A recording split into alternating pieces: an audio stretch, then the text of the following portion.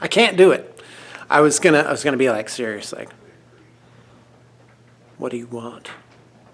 Are you looking at me? Yeah, I am. I am looking at you, Sean. Because you're in a mirror. You're in a mirror world, Sean. Like the alien at the end of Annihilation. It just copies your things and you can't understand what's happening. My son's looking at me like, we're all running around looking like the Winter Soldier nowadays. Okay, listen up. Listen up, guys. All right. I just played my 4th game of Necrons against new guy Landon. We're trying to get in a game a week. I have a goal to put in a game every day and just have played 365 games by the end of the year. I don't know when that's going to happen, though. Yeah, I could put up any old nonsense and 100 people would watch this video. Oh, hey, don't forget to like, subscribe, and comment. Commenting would be amazing. Oh, hold on, I left my water over here. Oh yeah, this is terrible. Okay, so I had a credit at a local shop. And I got a monolith. And that was like a right turn. Like, what do you really need for this army to improve this army? And I don't think it was a 360 point Lord of War. 380 with the death rays on it. But the model's incredible. I'm going to do a little special on it. I just knuckled down one day and I put it together and painted it. It has to be painted in layers going out because you can see inside the different layers. And it is, well, you could technically put it all together and try and paint around everything. I don't know, though. I don't think that's the right way to do it. And so my 15-year-old son was like, hey, Mortarion can just blow that thing up for no reason. And I'm like, highly doubtful.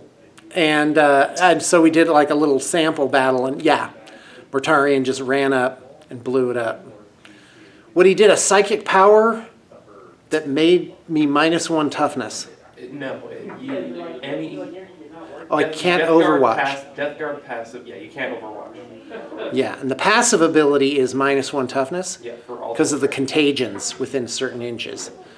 Death Guard are awesome. Great models. And by the way, super mega high fives to GW for doing such a good job with their game. The only thing is the books. Enough with the books already. Just put up a resource online that has everything up to date. And you could still, people will still buy your books. Just make books that are buyable on their own right instead of, hey, you need these books to play the game. Oh, by the way, that's not all the books you need to play the game. Don't do that. Come on. Do the right thing. Other than that, the other 98%, and you're doing awesome. And isn't that just like the internet? It's if you take one face plant, then that's all your life will be that fail video on YouTube. Man, by the way, I'm standing like right under a light. It's like making my hair glow. Yeah. All right, awesome. That's how it is. It's white now, right, guys? If you look at those old videos, I had charcoal hair for a while. I don't know, when I started, I think I still had brown in my hair when I started BTP. 17 years, guys, going on 18. Going to be hitting, in about 3.5 years, I'm going to be hitting the 20-year mark for this company. Yeah, Jonah will be ready to take it over in 6 years.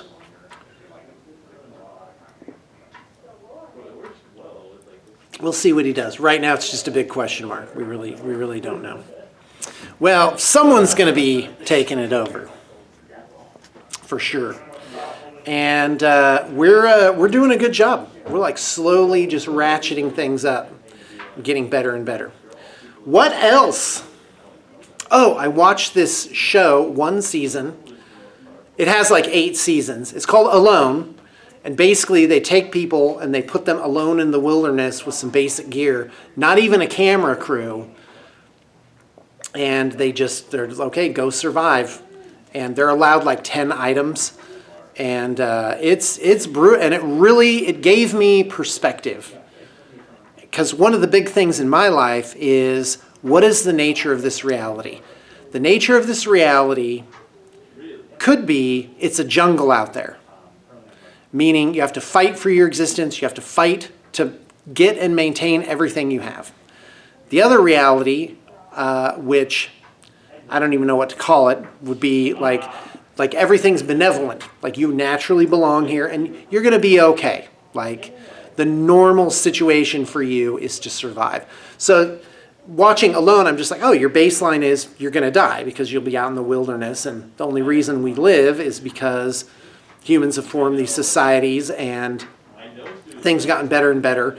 And the more humans weave together as a group, the stronger we become, the less likely it is that you sort of fall outside of this web of safety. And right now it's impossible almost to go hungry. Like you would literally only need to like make a Facebook post and be like, by the way, I haven't eaten for 2 days, I'm out of food. And I think within an hour, people would be there and like help you out. Sound right? Well, and people do fall outside. And by the way, this is like a huge topic because of like the homeless thing. It's like, well, there are people that are sort of outside. And for me, that's beyond, like, I don't understand it. I can't, I don't feel like I can do anything about it. Although I do what I can. So anyway, so the show Alone really made me appreciate, the guy got back, one guy won, I think he was out in the Canadian wilderness for like 4 months. And he just survived. He was eating slugs, was the thing. That he managed to get a fire going, and there were just like loads of these big old banana slugs around, and he was like, all right, slugs for din-din. So he always had his protein and his calories because he was ready to fry up and eat some slugs. Yeah, that's incredible. I also saw, one time I saw this little, it was just like an internet article, and it talked about in the Rocky Mountains, it gave a list of things that you could just eat that were edibles up there. And I was like, oh my gosh, you could like die in the wilderness of starvation with 27 things around you that you could have eaten safely if only you knew where to find them, right? Most of them were just like pine cone seeds, apparently are edible. And there's like 1 billion of them up there, everywhere. So anyway, we've just sort of lost that ability. So I've thought a lot about it, and of course you guys know I'm a bit of a Taoist type, that everything's in harmony, everything's flowing correctly, and everything is okay. So the show Alone is actually taking people out of their normal way of being and putting them in an unnatural way of being. So being alone in nature is not the normal way of existing for human beings. We just don't operate that way. And so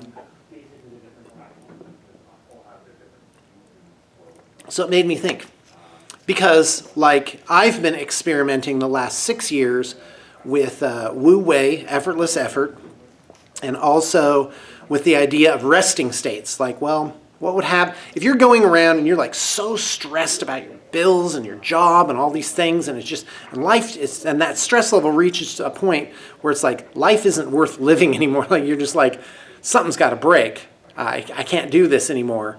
Well, what is the rest? What if you just stop doing all that? What would happen? Do you starve? Are you literally out wandering around the streets at night?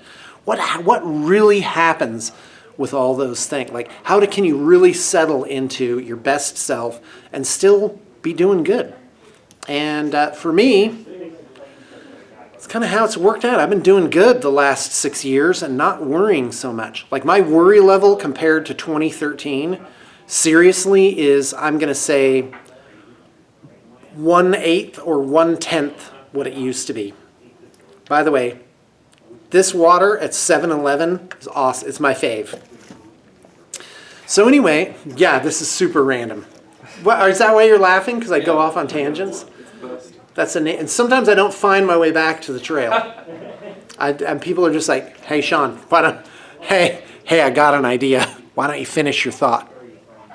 So anyway, is life a jungle out there, or is it a benevolent existence that's just sort of natural, like you reach up your hand and like fruit comes down? And is it magical? I'm going to call it the magical existence. And I think it's magical. That's what I've been working on these many years. And when I go do things, well, I'm following the nature of Sean. What is the thing that Sean does? Well, I make these videos. I tend to cheer up people around me just by being naturally the person that I am, or in some cases irritating them. And well, that's their own fault because they didn't bother to look at my true nature. All right, so anyway, things are looking good. And project load right now, we, by the end of May, in April and May, Jonah and I and a couple other artists, we are clearing backlog. And there's always, at BTP, there's always been backlog to some extent or another. Like we just have this pile of projects and we're just always working on them. And so it's never changed. But this year I have a little secret experiment in mind. Like, what if we made a rush at it and just finished everything? Finished every single project and literally had no projects in the pipe. That would last about a week. Like if I started off at 0, then yeah, it wouldn't take long for the hopper to fill again, because that's just naturally how it goes. And Guy, what else? What else, Jonah? What's going on? War games? War games. Yeah. Well, people complain about 40. So high five to GW, but people complain about 40K and are the kits too expensive? Oh boy, not this again. I just roll my eyes every time. I'm just like, come on, people, go play Infinity. There are games out there that have free online rule books and support, that are supported well, that are slick. You only need to get a little group of 4, 6, 8 people going to just have an infinite amount of fun. And it's Infinity, maybe War Machine. And they're inexpensive. Everything's reasonably priced. It's easy to get into. But the fact is, Games Workshop is putting out so many mind-blowingly good kits. I mean, it used to be if they made a new plastic mold, that was big news. Once a month, they would manage to make one new plastic kit. So many. And now